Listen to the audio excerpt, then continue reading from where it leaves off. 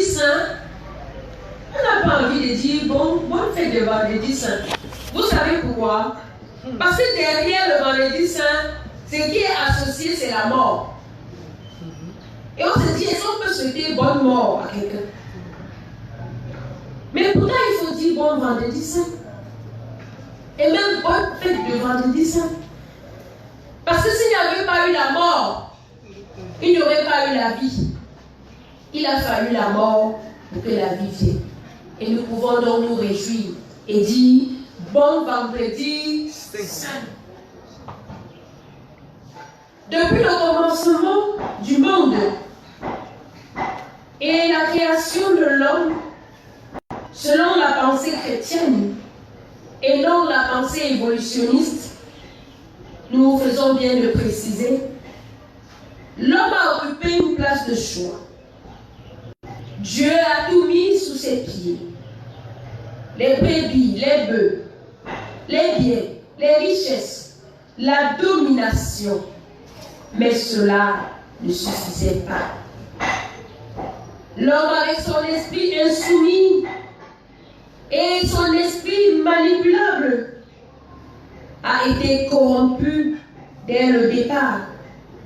Et à cause de cette corruption, il a été privé de la permanence et de la présence de Dieu. C'est cette attitude qui nous conduit à ce jour révolutionnaire de l'existence humaine. Car sans l'échec de l'homme au jardin d'Éden, sans la chute, il n'y aurait jamais eu le vendredi saint. Le coupable du vendredi saint, jour de crucifixion, c'est nous. C'est-à-dire l'homme. L'homme et la femme. L'enfant et le vieillard. L'enfant encore à la mamelle. L'adolescent, dans toute l'humanité. C'est toute l'humanité qui est responsable de ce jour de deuil et de lamentation.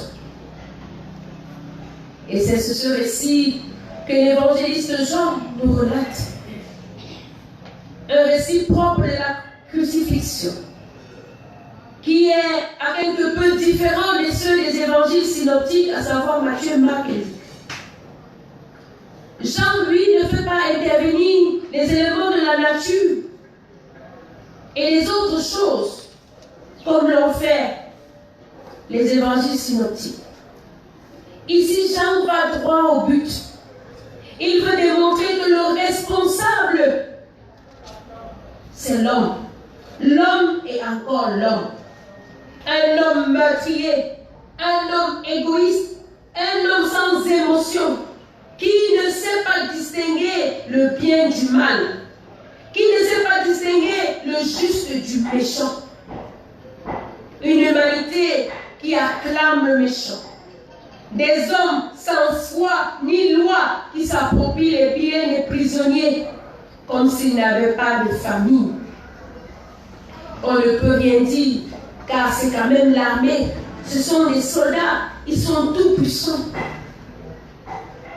Des hommes dénués de toute compassion qui n'honorent pas l'être humain, même au seuil de la mort. Qui refuse de combler un simple désir de soif d'eau. Mais il le comble par du vinaigre. Et on se demande encore pourquoi les hommes sont si aigres et aigris les uns envers les autres. C'est parce que dès le départ, ils n'ont fait que partager l'aigreur du vinaigre. Et comme nous le disons souvent, ils avaient oublié cette petite adage qui nous dit « Lorsque l'on crache en l'air, l'on reçoit toujours sur son nez. » Nous sommes le fruit de notre propre turpitude, le fruit de notre propre aigreur, le fruit de notre propre méchanceté. Et c'est pourquoi ce matin, nous avons baptisé notre message « Une humanité qui ne change pas ». Une humanité qui ne change pas. De l'époque de la mort de Jésus à nos jours, les choses, malheureusement, n'ont pas changé. Puis, elles sont allées croissantes dans le sens du négatif. Nous sommes passés d'un R plus ou moins à un R à l'infini de moins. Les mathématiciens peuvent me comprendre. Je crois que nous avons créé un nouveau entier relatif du négatif qui n'avait même pas été conçu dans la pensée mathématique. Mais nous, les hommes, nous l'avons amené à l'existence. De nos jours aussi, les imposteurs sont acclamés. Les traîtres sont célébrés. Au point où célèbre Maxime est né en disant: on a besoin de tout auprès de toi, des hommes bons et des traîtres. Parce que les traîtres peuvent trahir les amis des amis et trahir. Et nous sommes dans une société de conspiration et de traîtrise.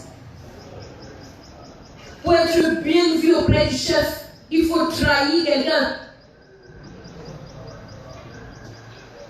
Les méchants sont craints et vénérés parce qu'ils sont intouchables. On commence à dire mieux vaut un homme méchant qu'un homme gentil. Parce qu'un homme gentil est faible.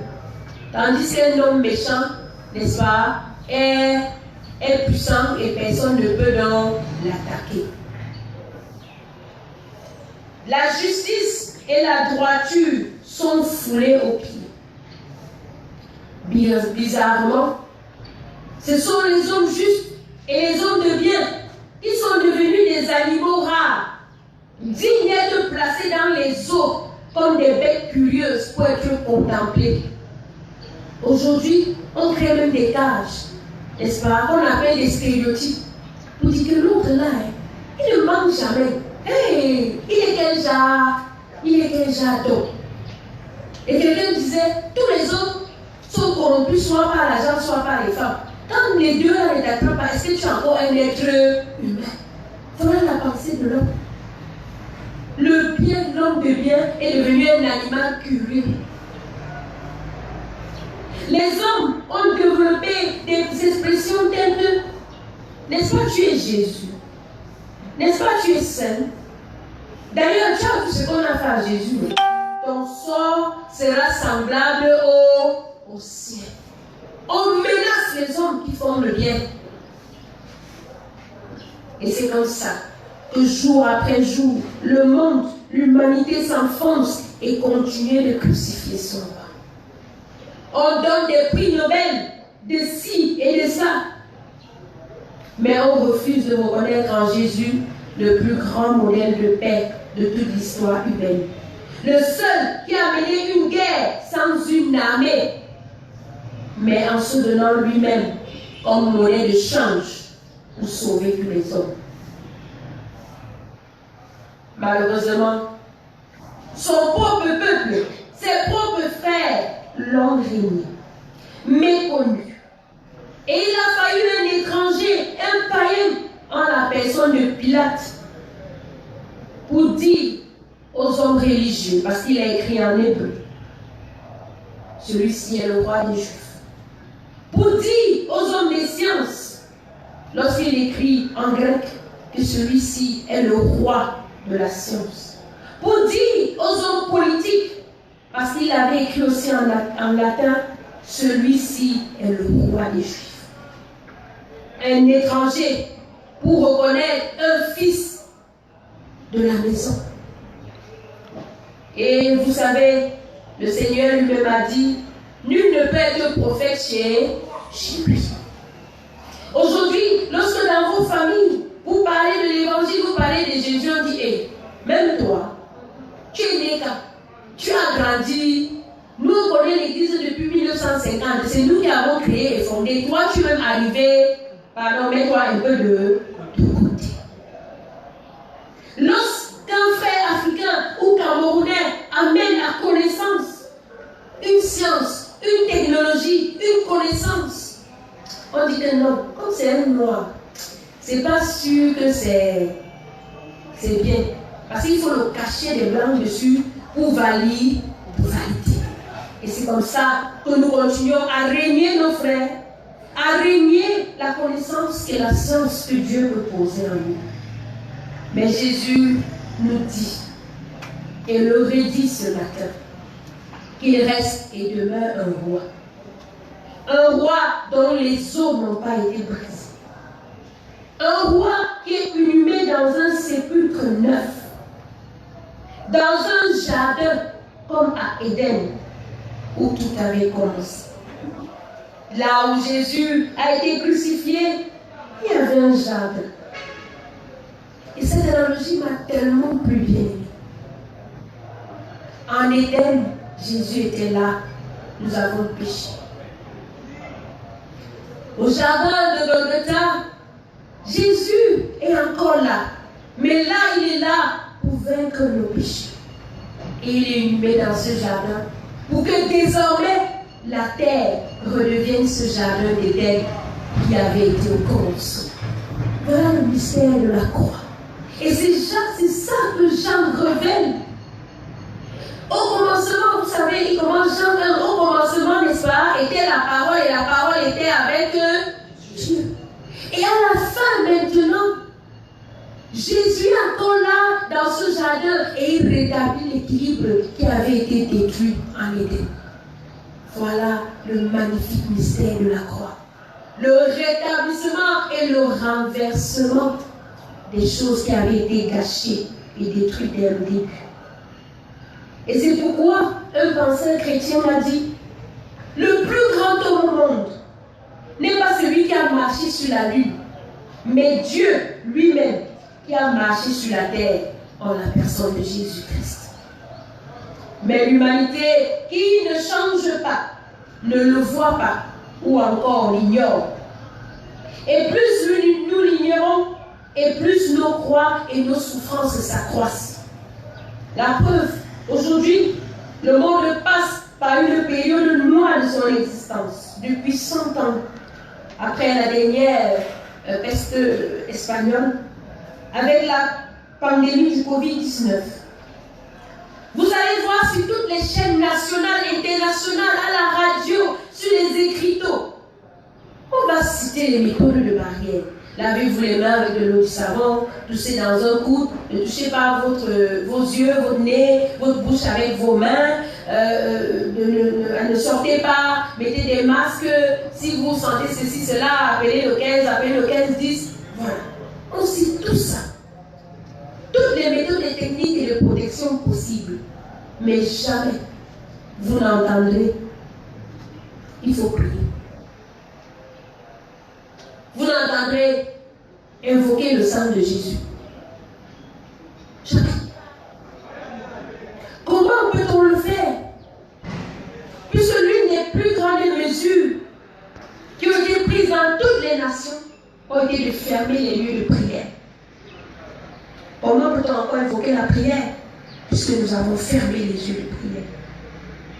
On conduit du bout des toits des Joseph d'Arimathée modernes et des Nicodèmes, des hommes qui ont cru de nuit, qui vont demander d'implorer la grâce de Dieu et la protection divine.